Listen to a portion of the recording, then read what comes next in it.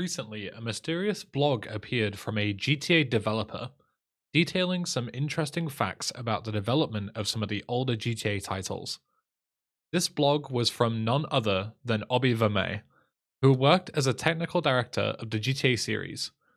Obbe worked on GTA 3, Vice City, San Andreas, Liberty City Stories, Vice City Stories, GTA 4, and Chinatown Wars. Obbe took down the blog soon afterwards, but has remained active on Twitter discussing the good old days at DMA Design and Rockstar North. This prompted me to reach out to him and see if he was interested in answering questions from the speedrunning community who have absolutely destroyed his games over the years, and to comment on various glitches across the GTA series. Some of them being classic infamous glitches. What was the time at the end of the 3 segment? It was like 9.5 hours, I think. Ha! Well, that's a good start. Ultra Cop. And others being the direct result of Obbe's code being broken apart over 20 years later by geeks with too much time on their hands. The first section of the video will be questions from the community, and the second section will be the glitches. If you're here just for the talk on the glitches, skip to the timestamp on the screen. Also, if you'd like to see what Obbe is up to nowadays, or speak GTA with him, you can find him on Twitter here. Huge thanks to Obbe for being so awesome and engaging with the community all these years later. Let's get into the questions. Can you tell us anything more about the process of porting the game to PC? Was the idea of replay something that you had in mind specifically for the PC release? If you were involved personally, you mentioned that PC porting for GTA 3 was done by core developers. How late in the development process was it decided to add it to the game? Were you happy with the result, or did you feel it was rushed, considering it is slightly controversial in terms of stability to say the least? I'm not sure where the idea of replays came from. It takes a fair bit of memory to store the game state for the replay period, around 20 seconds or so, and that was just not available on console. I did the code for the GTA 3 replays on PC. I had written a network game for GTA 3, and the replays had many of the same problems, storing the orientation and position of cars and pedestrians, for example. I was aware it wasn't perfect, but it felt like it was passable.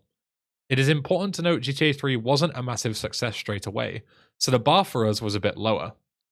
It is not trivial to store the full state of the game every single frame. It includes the position of pedestrians, vehicles, the time of day, weather, objects carried by pedestrians, special features of cars, color, decals. The list is endless. Could you please tell us more about ideas for the camera? We know that the cinematic camera was called ObbyCam internally. Is this something you contributed to heavily? Did you come up with the design on your own, or was it somewhat influenced by Rockstar New York and other designers? We know a fully free camera made its way to GTA San Andreas and LCS. Was its implementation a technical challenge you only could tackle later on, or was it not considered as important in earlier titles such as GTA 3? I did the camera code for Space Station Silicon Valley, so I naturally ended up doing most of the camera code for GTA 3. In the later games, Derek Ward took over the camera. Personally, I thought for a while GTA 3 should have been top-down, just like the earlier games. In retrospect, this would have been a big mistake. I think the cinematic cam evolved from the train camera. Riding the train was pretty boring, so I developed a camera that would pick viewpoints attached to nearby buildings. This then evolved into the cinematic cam that would also use the wheel cam attached to the wheels of cars. I didn't write the camera as it behaved during gunfights. This was controlled by the AI programmers. A first-person look-around cam was never considered for the earlier games as far as I can remember. One of the most notorious things about earlier GTA is the behavior of the game at higher frame rates, which is particularly glitchy in many ways. So much so that even the official README file shipped with a warning about disabling the frame limiter on PC. Obviously, with the development being focused on PS2 at the time, this was never a key priority. But was 30 frames always the target for the game? There are clues that indicate that at some point it might have been 50 frames that was meant to be an initial target. Do you remember if any decisions were made about it? During development of GTA 3, it was pretty hard to predict what the eventual frame rate was going to be. For most of development, the frame rate was terrible, like 10 FPS. Only once we had time to optimize the code did we finally get to 30. For a while, we thought a variable frame rate would be best, but the jump between 60 and 30 just looked awful. We experimented, and the conclusion was it was better to cap it to 30, and the occasional drops to 20 weren't too bad. I can't remember any of the frame rate considerations for PC. This was more Adam Fowler's wheelhouse. Do you remember much about the process of audio development? The audio system seems to be fully rewritten in San Andreas. Any story behind this? Do you remember much cooperation related to audio programming, or was it completely separate from the rest of the development process? The audio programmers were mostly doing their own thing. For GTA 3 it was Ray Usher. He eventually left and Matthew Smith, Colin Entwistle, and Alistair McGregor took over. That's just the coders. The audio coders were seated next to the code team, and the other audio people had studios in a different part of the building. The audio coders managed themselves. They only really needed to talk to other coders when they needed audio effects triggered or tied into game objects. For example, cars, helicopters, pedestrians, physics collisions, etc. The level design team was seated next to the coders. There was a lot of interaction there. Level designers had a bunch of script commands, but almost every mission required bespoke commands. It was usually Graham Williamson who would write these commands for them, or the programmer that worked on the area that the script command interacted with. For instance, I would write the script commands having to do with vehicle AI, camera, weather, etc. For the trilogy, anyone could suggest ideas for missions. Level designers perhaps a little more than others. The process was organic.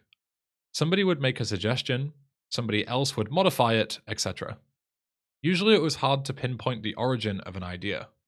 Eventually, it was Leslie Benzies who would decide whether to progress with an idea or not. Can you reveal anything about the San Andreas mission packs? People over the years noticed some leftovers in the game files, and some modders even used these for their own mods. Was it some sort of preparation work for potential DLC in San Andreas that got scrapped in favor of GTA 4's development? Just a quick note here, Obbe wasn't familiar with the mission packs, so he didn't have too much to comment. Aside from this, what I will say is that as far as I know, we never put in content with the intention of it being part of a later DLC. So, now to the glitches. What is this guy doing? What is he doing? What is he doing?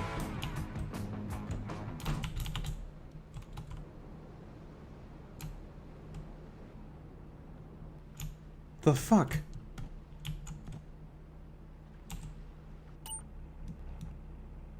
Uh-huh. Okay, you know what? Let's see if he explodes. Oh, he falls into the fucking water. And then floats! In order to save processing time, cars run a reduced physics setup when they are sufficiently far from the player. They are basically on rails. There is no collision. They don't tilt sideways, only forwards and backwards, and they don't actually need the road to be there. Once the player approaches a car on rails, you can sometimes notice a little jump as it converts to the proper physics. This particular car is clearly on rails. Once shot at, the proper physics is turned on and the car falls down. That still doesn't explain why it's headed towards the water in the first place. My guess is that it has somehow gotten connected to a set of nodes it shouldn't have. Maybe there are some nodes there that are used for a mission and are supposed to be switched off. Come on, dude. Shit, police. Don't bust me. What the f- Did you see that? Did you fucking see that? Did you see that? What the fuck? He teleported through my car. This is not my bug, but it belongs to the AI programmers. There is some very complicated code that guides a pedestrian to the door of a car when entering the car, carjacking, or arresting the driver. The ideal scenario is when the pedestrian can follow the contours of the car, either the bonnet or the trunk, to get to the target door. In some scenarios, the problem can be simplified by letting the pedestrian enter the car on the passenger side and then shimmy to the driver's seat.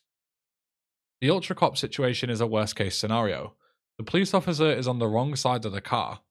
The route along the car is blocked by another vehicle or building. To make an arrest, the police officer has to reach the driver's side and is not allowed to use the passenger's side, as this would look silly. I'm guessing the code just feels it's out of options, and as a fallback solution, just pings the police officer to the target door. It is not the ideal solution. It would be better if the cop would just give up, but yeah.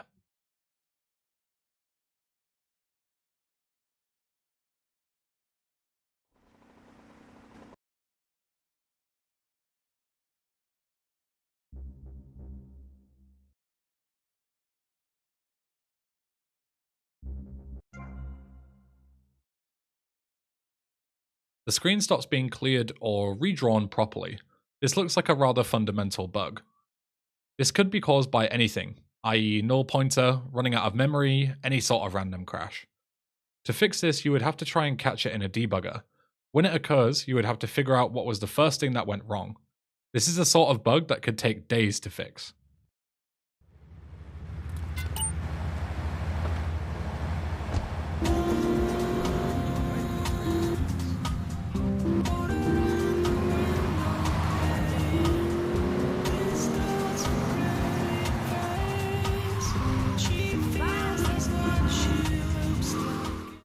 There are certain milestone events that happen in the game, for example, in GTA 3, the bridge being repaired, purple 9s, etc. This would be stored in a variable, or a boolean. There may be a variable called 9s passed, or something like that. Some of these flags are in code, and some of them are stored by the level designers in their script. It looks like the bug here is that the flag is set at the end of the mission, but it is not properly cleared when an earlier game is reloaded. I would have expected the issue to resolve itself if you had turned the PS2 off and on, and then immediately load the earlier game. If that doesn't fix it, then I'm out of ideas, really. Alright, here we go, Dodo bait. So there are 3 dudes scattered across Shoreside Vale, which is this 3rd island. Oh, let me touch the grass there. Very important that I do that. Seriously, it is. I don't know why, but it is. Oh, And yeah. just to elaborate earlier on that, touching the grass, like at the start of the mission, that wasn't a joke. That is actually necessary, because if you don't do that, they won't follow you. The free cars, of course, they won't follow you around in the air. They'll actually drive to where you took off from, which is on the other side of a map, and you don't want them to go there. You want them to follow you, because that's the entire point of the mission. So there's that. Yeah, It's we just don't some want like AI manipulation type stuff. This glitch actually has a really well documented write-up by Nick007J, and Obbe simply added to it. I wasn't actually aware of this one, although we've had other instances of pedestrians and cars pass findings at the wrong Z coordinate. The description in the link explains it quite well. There isn't much I can add.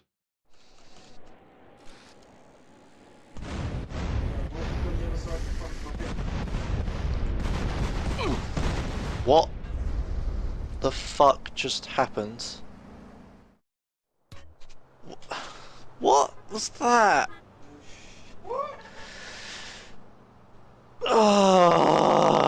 These are all my fault. The game creates planes around the player. In order for the player to notice them, they are placed fairly close by and fairly low. The plane is using the proper physics. This means the AI pilot has to fly it like a proper pilot. This is not trivial, as it is easy for the pilot to overcorrect, making the plane surge up and down and eventually crash. On top of that, it is important for the plane to be created with the correct initial velocity. Some plane types may fly with a certain initial speed, while others may not have enough lift and crash. On top of that, the collision of the map isn't always loaded where a plane is created. This may result in the plane being placed too low and crashing immediately when the collision is eventually loaded. The code is attempting to place the plane with an empty area ahead of it, but this doesn't always work. Note, these planes do not follow a predetermined path, as they can be created in large areas of the map. Sometimes the plane is created in a state where it crashes almost immediately. Sometimes the conditions for creating a new plane are still met and the next plane is created and also crashes. You can get 10 planes also crashing in the same spot within a few seconds. These ambient planes were a late addition. I was aware of some of these issues, but there was just no time to fix it.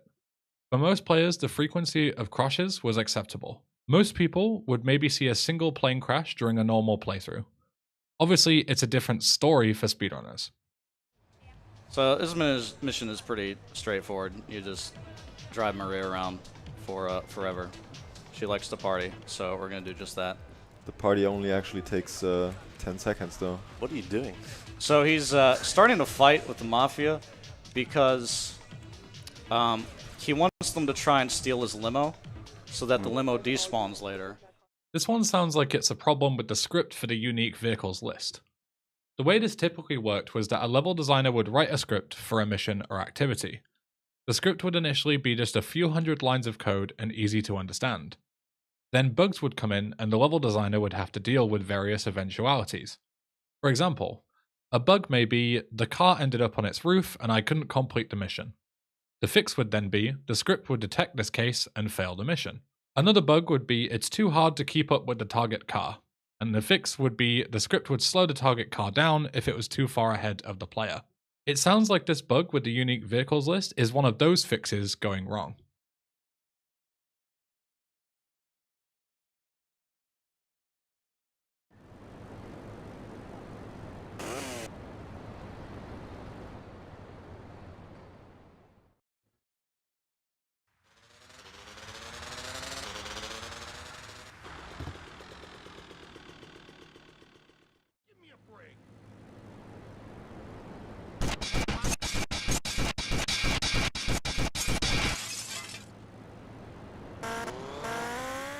The collision mesh is lower resolution than the visible mesh for buildings.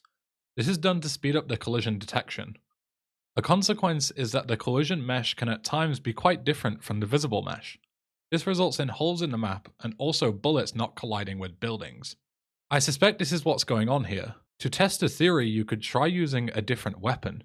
If it is indeed a problem with the collision, then bullets of different weapons would have the same problem, aka no puffs of smoke or bullet holes. If it is not the collision, then there really is a problem with the sniper rifle. I'm not sure what that would be. The sniper rifle does a simple collision test with a long line, aka the trajectory of the bullet. I do vaguely remember at some point the bullet trace was split up to emulate the delay in the bullet traveling. I'm not sure if this actually happened or whether it would have been in San Andreas.